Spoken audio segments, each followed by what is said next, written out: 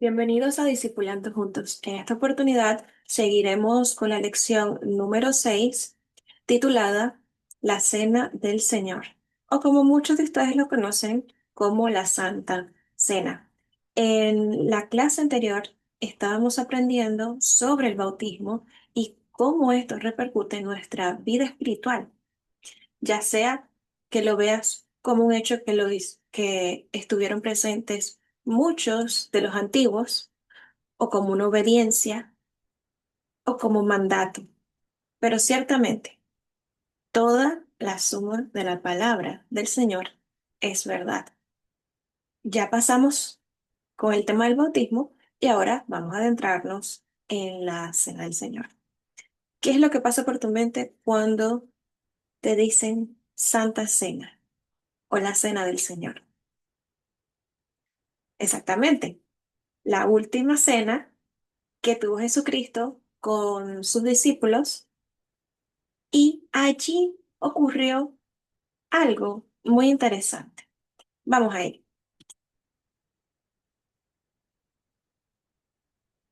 Entonces, aquí tenemos la cena del Señor. La cena del Señor no es un altar donde Cristo es sacrificado nuevamente. El pan y el vino representan el sacrificio de su persona como una conmemoración donde valoramos ese acto de obediencia hacia Dios y de amor sacrificial hacia nosotros. Nos recuerda la importancia de su sacrificio en nuestra vida en Dios. Recordemos que la Santa Cena del Señor está basada en la Pascua. ¿Qué ocurre en la Pascua? Pues en esta fiesta sacrifican el cordero para perdón de pecados. En la antigüedad, los judíos tenían esto como una manera de celebrar que ellos habían sido liberados de la esclavitud de Egipto. Sin embargo, cuando Jesucristo se presentó en el asunto, en esta escena, se, se reflejó o se expuso la verdad por la que Dios había enviado a Jesús, y era que Él iba a ser el Cordero inmolado. Por eso, cuando vemos hacia atrás, tenemos que recordar que ese sacrificio de Jesús fue el que hasta hoy, porque sigue siendo vigente, nos da vida y perdón de pecados. ¿Qué representa ahora en el presente? Pues la unidad del cuerpo de Cristo y el acceso a esa gracia divina. ¿Y qué simboliza esto en el futuro? Pues la esperanza en su manifestación gloriosa, en el arrebatamiento, en el rapto, donde seremos llevados, y pues de su segunda venida. Entonces, ¿qué representa la cena del Señor? Tenemos aquí dos cosas. El primero comió pan y luego tomó el vino. El pan, él dijo que era su cuerpo. Y esto es un simbolismo, porque claro, cuando estás comiendo el pan, estás comiendo un pan, pero tu espíritu sabe que eso simboliza el cuerpo de Cristo, a través del cual el pecado fue vencido. Y también a través de esa acción, nosotros llevamos cautivo lo que sería nuestra carne por obediencia a Cristo, y asimismo somos crucificados conjuntamente con Él. ¿Qué significa el vino? El vino significa su sangre, ¿no? Lo que simboliza el perdón de pecados, porque la sangre del cordero, casualmente, bueno, yo creo que nada es casualidad, está relacionado también con la cura de la picadura de la serpiente, que es el pecado. Dios hace todo perfecto y no hay coincidencias para Él. Esto entonces simboliza el perdón de pecado y el nuevo pacto en Dios a través de Jesucristo, porque a través de su sangre nos limpió de todo pecado y pagó el precio del pecado de la carne en la humanidad. Es como que si alguien se hubiera metido, pues, dentro de la gripe, por ejemplo, y dentro de su propio campo hubiera vencido la gripe, un ejemplo. Ahora, tenemos aquí un símbolo establecido por Jesús en Mateo 26, 26, 30. Y mientras comían, tomó Jesús el pan y bendijo y lo partió y dio a sus discípulos y dijo, tomad, comed, esto es mi cuerpo. Y tomando la copa y habiendo dado gracias, les dio, diciendo, bebed de ella todos, porque esto es mi sangre del nuevo pacto, que por muchos es derramada para remisión de los pecados. Y os digo que desde ahora no beberé más de este fruto de la vid hasta aquel día en que lo beba de nuevo con vosotros en el reino de mi Padre. Entonces, Jesucristo dijo que hasta ese día él iba a tomar el fruto de la vid, es decir, el mosto, el vino nuevo, que es la primera extracción del zumo de la uva. Y esto nos está recordando lo que él hizo en ese momento y nos da, como habíamos hablado anteriormente, nos da esa esperanza de reencontrarnos con él en las bodas del Cordero, en el arrebatamiento.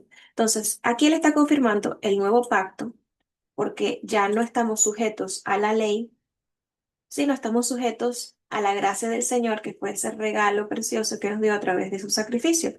También es un símbolo de conmemoración hacia ese acto tan profético de comunidad, porque él estaba compartiéndolo con sus discípulos, y una promesa porque él dijo que él no iba a levantar ese fruto, a tomar el fruto de la vid, sino hasta que estuviéramos juntos con él en los cielos.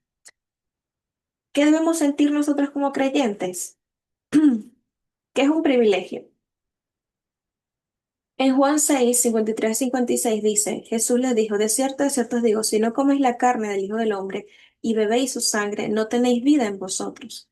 El que come mi carne y bebe mi sangre tiene vida eterna, y yo le resucitaré en el día postrero, porque mi carne es verdadera comida y mi sangre es verdadera bebida. El que come mi carne y bebe mi sangre, en mí permanece y yo en él. Ahora, los discípulos escuchando esto, me imagino que se sintieron consternados porque no se les había sido revelado que pues a Jesucristo le iban a crucificar y que eso, aunque era un acto físico en el mundo espiritual, iba a significar victoria, eternidad, salvación. Ahora nosotros lo entendemos. Si las personas leen estos versículos sin el Espíritu Santo, es fácilmente relacionable con algo malo. Debemos darle el valor apropiado mediante una actitud de reverencia según las advertencias que Pablo nos dio en 1 Corintios 11 del 26, del 27 al 29. Pues, ¿qué dice 1 Corintios 11 del 27 al 29? Pablo, lo voy a leer. 1 Corintios 11 del 27 al 29. De manera que cualquiera que comiera este pan o bebiera esta copa del Señor indignamente será culpado del cuerpo y de la sangre del Señor. Por tanto, pruébese cada uno a sí mismo y coma así del pan y beba de la copa. Porque el que come y bebe indignamente sin discernir el cuerpo del Señor, juicio come y bebe para sí. Esto es bastante controversial y bastante fuerte, pero lo que Pablo nos está advirtiendo es que tratar a la cena del Señor con reverencia es una obligación y practicarla con un espíritu de autoexaminación. Sin embargo, esto no está escrito con la mentalidad de excluirnos, porque Jesucristo dijo, bebed y tomar todos de esta copa y comed de este pan, ¿no? Sino que Él nos insta a prepararnos para recibir con el corazón, con una actitud humilde este acto, porque es un acto de comunión y no de condena. Hay personas que lo toman como juego y he visto muchos videos por ahí de personas que comen y beben así como, bueno, sin reverencia alguna.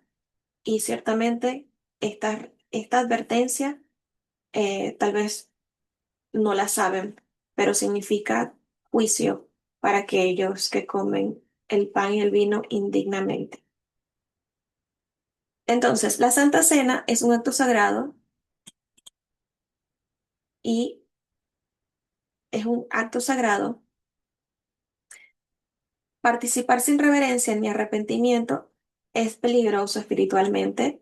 Dios espera que tomemos ese momento con seriedad, autoevaluación y fe.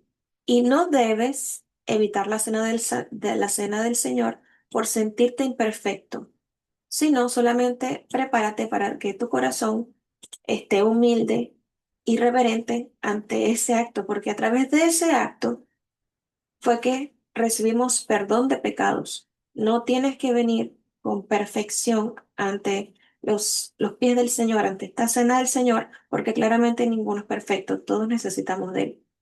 Entonces, ¿cuál es el resumen de esta enseñanza?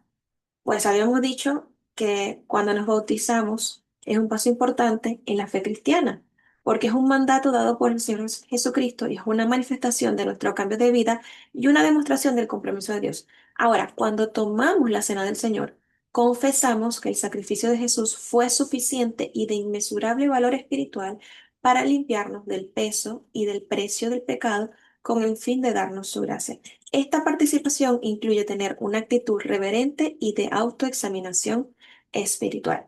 Y pues les dejo como una breve tarea estos versículos para memorizar: Mateo 28:19 y Gálatas 2 del 20 al 21 y segunda de Pedro capítulo 1 del versículo 3 al 11.